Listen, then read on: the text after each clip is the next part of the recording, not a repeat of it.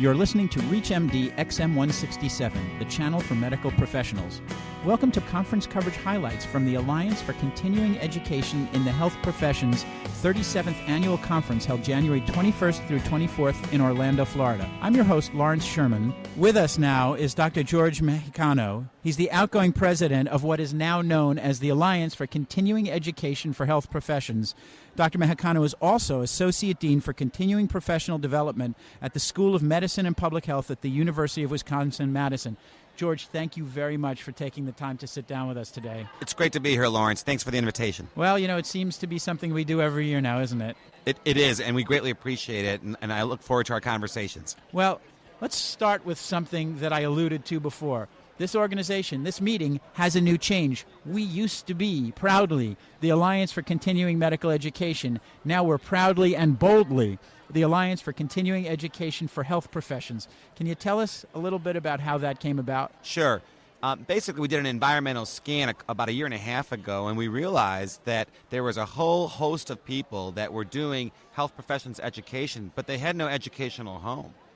We also realized more and more that good health care in terms of clinical outcomes is performed not by one person but by teams of people. So if you think about those twin but very parallel issues, teamsmanship in clinical care and the need to help educators of other health professionals and do their professional development, it was a very logical, but it was a bold step. So it's not that we've left CME, quite the contrary. We have included CME. We're still doing lots of things in CME, but now we're expanded into other health professions. And so it's a more inclusive name, and I think it really, if you will, charts the course for the future, teaching both the individual professions but also the teams. It's almost continuing patient care education, isn't it? In many ways, that's exactly right. You know, it strikes me that, and I've said this before, and I think you and I have discussed this before, that CME has evolved from a course on a topic to a course on a diagnosis to a course on how to manage a patient. And there's so many factors that come into play so far beyond that point of diagnosis or the point of prescription or whatever you want to look at. But we have for so long been focused on a snapshot of a moment in time instead of that timeline.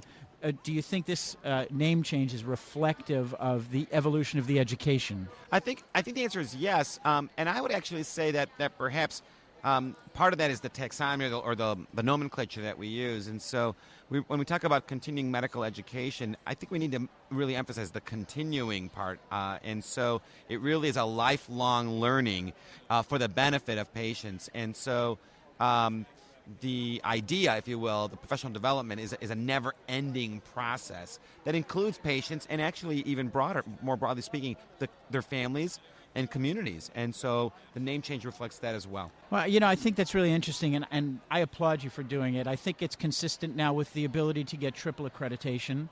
You know, so I wonder, as we think about the practicing physicians and other healthcare professionals who make up the listener base, what is it that they should be thinking about when they are selecting education that they'll participate in? Sure. I think it's a great point because I'm a practicing physician myself. I'm an infectious disease specialist, and I still see patients, and I understand the complexity of clinical care today.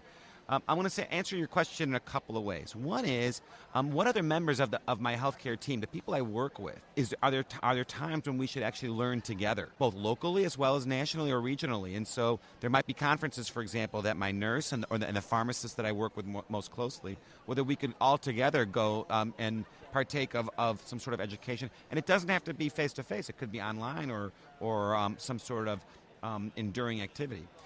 And I think ReachMD is a perfect example of that because you have listeners that are not just physicians, but also nurses, pharmacists, physician assistants, et cetera. So it really is a win-win. So one angle or one perspective is who else of all the people I work with could partake of that same education. The second, I think, is really, if you will, the education that delineates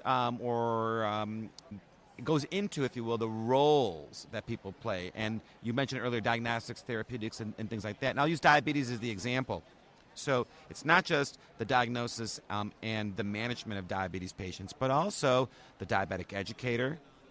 There's the nurses that help for example, teach patients about their medicines and about how to take insulin, the nutritionist, all those kinds of things. That's a really good example of it really takes a team. And I could go on and on, but the point is that who else can benefit and how do we work in teams? I think that's fantastic. You know, one of the things I think about and I love is multidisciplinary interprofessional education. And I think about the context in which we can do that. And we have closed systems, we have semi-closed systems, we have open systems. I think about educating the operating room team together. They're a cohesive team. I think about educating emergency room docs, interventional cardiologists, hospitalists, and clinical cardiologists when you think about acute coronary syndromes. And then I think about larger primary care audiences when you think about a national level conference. We have so many opportunities to embrace these things. Where do we go from there? I think that's exactly right. And I think, believe it or not, the next place to go to be inclusive actually is public health. And I'll give you an example with what you just said, an example of what I mean. And that's emergency medical services. So where are the paramedics and the EMS workers who are first responders, and what do they need to learn as they bring people into the ED? What does the ED have to do functioning as a group, team, system to get that person either ready for the OR or the unit or the ward, etc.? It really has many, many aspects. And then finally, the transitions of care upon a discharge from the hospital. So where's the nursing home aspect of this? Long-term care facilities.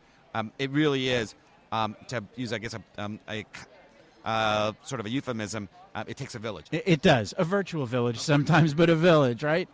George, is there anything else you'd like to say either about the name change or about what you think the future of continuing education for the health professions has to do with and its impact on the practicing healthcare professionals? Well, I think that what's happening is that medicine today, as it's delivered, is incredibly complex. And I understand that busy clinicians don't have time. They might not be able to go to a conference. They might not be able to read as much as they'd like to do. And so I think we have to be flexible. And so I really applaud what ReachMD is doing, because we need to think about just-in-time learning and just-in-case learning, and delivered in snippets that are digestible. So these short little pieces, I think, we're going to see more and more of that going forward. And point of care. Absolutely. Absolutely. Point of care, where delivering care at where the patients are and where the clinicians are practicing, that's going to be a huge part of the future. Teach where the questions come up, when they come up, so the patients have better outcomes. Absolutely. 100% agree. George, it's always fun to talk to you. It is as well. And hello to all the listeners out there, and thanks a lot. I'm your host, Lawrence Sherman. This has been Conference Coverage Highlights from the 37th Annual Conference of the Alliance for Continuing Education in the Health Professions.